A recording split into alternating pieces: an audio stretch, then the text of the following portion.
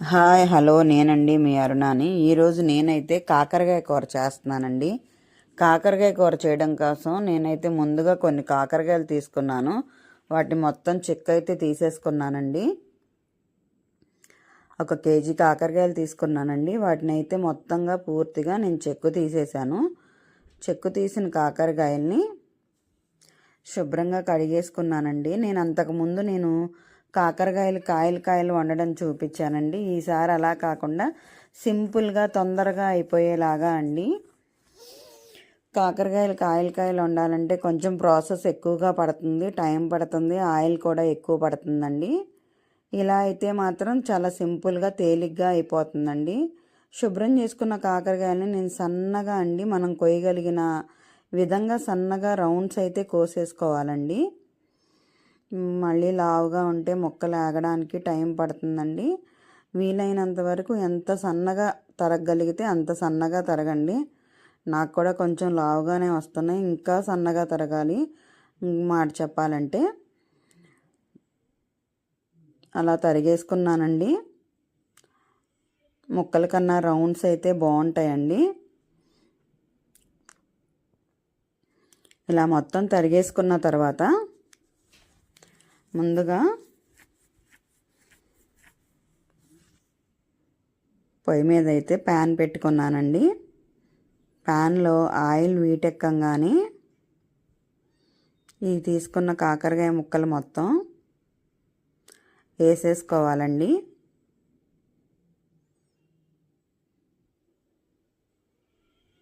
కాకరకాయ కూర చేదుగా ఉంటుందంటారు, కాదండి. కాకరకాయ కూరకి నేను చేసే మసాలాలు ఒక్కసారి అయితే చూడండి. ఇలా చేశారంటే మాత్రం వదలరండి. నేను ఎండుమిరపకాయలు, కరివేపాకు, ఎల్లుల్లిపాయలు, జీలకర్ర, శనక్కాయ గుళ్ళు, జీడిపప్పు తీసుకున్నానండి. ఇవ్వండి మొత్తం నేను తీసుకున్నవి వచ్చేసి మీకు ఒక ప్లేట్లో పెట్టి చూపిస్తున్నాను. ఎండుమిర్చి అండి వేయించుకున్నాను. కరివేపాకును కూడా అదే ఆయిల్లో ఒకసారి ఫ్రై చేసి అయితే తీసేసాను. శనక్కాయ గుళ్ళు కూడా వేయించుకున్నానండి. ఎల్లుల్లిపాయ, జీలకర్ర మొత్తాన్నండి ఇదిగోండి పేస్ట్ అయితే పట్టేశాను. ఈ రకంగా పేస్ట్ చేసుకోవాలండి. అన్నీ ఉండేసరికి ఇలాగా ఇది సారీ నల్లగారంలాగా చాలా రుచిగా, చాలా టేస్ట్గా, అసలు ఉత్త అన్నంలోనే ఇది కలుపుకొని తింటే బాగుండు అనిపించేలా ఉంటుందండి. ఇప్పుడైతే ఆయిల్ వీటెక్కిన తర్వాత నేను ముందుగా కట్ చేసుకున్న కాకరకాయ ముక్కలు అయితే వేసేసుకొని కాస్త పసుపు వేసుకొని మూత పెట్టుకుంటానండి. కారపొడి మాత్రం చాలా టేస్ట్గా ఉంటుందండి. కారం అలా కొట్టుకోవాలండి కాకరకాయ కూరలోకి. నార్మల్గా ఉప్పు కారం వేసేస్తే అంత టేస్ట్ రాదండి. నేను ఎప్పుడు కాకరకాయ కూర చేసినా మాత్రం ఇలాగే చేస్తాను. ఖచ్చితంగా అసలు నెక్స్ట్ లెవెల్లో ఉంటుంది టేస్ట్ అయితే మాత్రం. ఒక్కసారి మీరు కూడా ట్రై చేయండి. కరివేపాకు వేసుకొని కరివేపాకుతో పాటు కాకరకాయ ముక్కలు కూడా వేసేసుకున్నాను.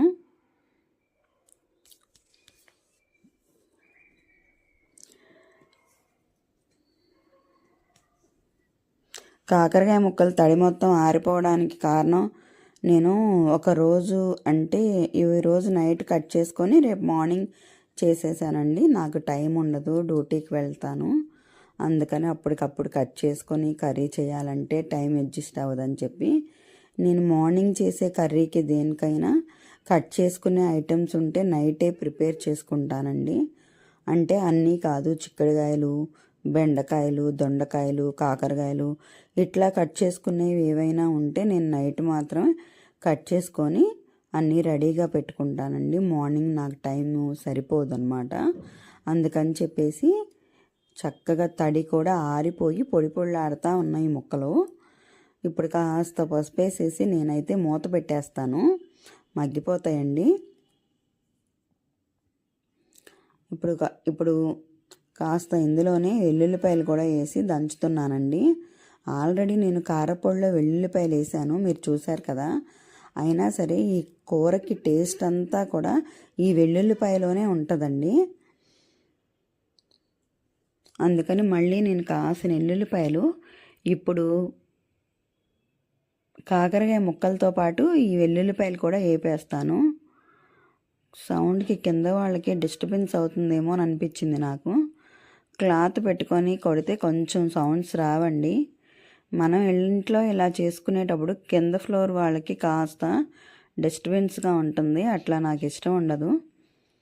ఇదిగోండి కాకరకాయ ముక్కలు కాస్త పక్కకి మజ్జిగ లాగి ఆ మధ్యలో ఉన్న ఆయిల్లో ఈ ఎల్లుల్లిపై కచ్చా పిచ్చాగా తొక్కేసానండి. ఇది కూడా చక్కగా ముక్కలు ఏగిపోయేలోపు వెల్లుల్లిపాయ కూడా ఏగిపోతుంది అన్నమాట. మళ్ళీ కాసేపు మూత పెట్టేసుకున్నానండి, మగ్గిపోతుంది. ఏదైతే కారపొడి కొట్టి నేను గిన్నెలో పెట్టుకున్నానో ఈ వెల్లుల్లిపాయలు వేగిన తర్వాత ఈ కారపొడి కూడా వేసుకుంటూ కలుపుకుంటూ వచ్చానండి. ఎంత సరిపోతే అంతవరకు వేసుకోవచ్చు. ఇంకా మనం ఇక్కడ కారం వేయాల్సిన అవసరం, ఉప్పు వేయాల్సిన అవసరం కూడా ఉండదండి.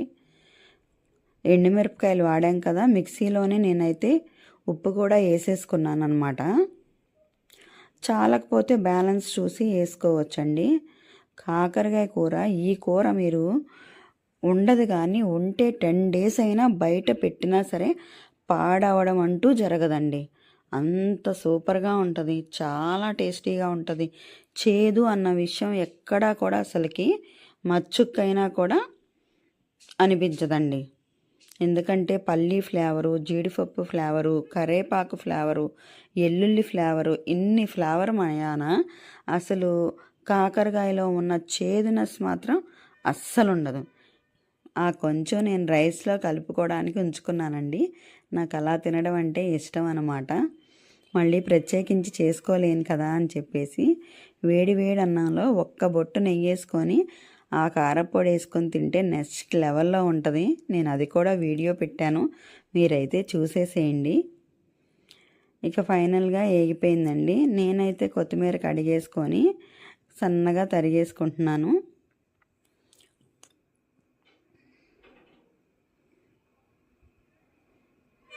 కర్రీ అయితే అయిపోయిందండి. సూపర్ ఫ్లేవర్ అండి. అసలు పప్పుల పొడి, అన్ని పప్పుల పొడి కలవడం వలన జీలకర్ర, ఎల్లుల్లిపాయలు చూశారు కదండి ఎంత రుచిగా ఉంటుందంటే మాత్రం చెప్పడానికి మాటలు ఉండవన్నమాట. చాలా రుచిగా, చాలా టేస్ట్గా ఉంటుంది. నచ్చితే లైక్ చేయండి, షేర్ చేయండి, కామెంట్ చేయండి, సబ్స్క్రైబ్ చేసుకోండి. రేపు మరొక వీడియోతో మీ ముందుకు వస్తానండి. Bye bye. Thank you.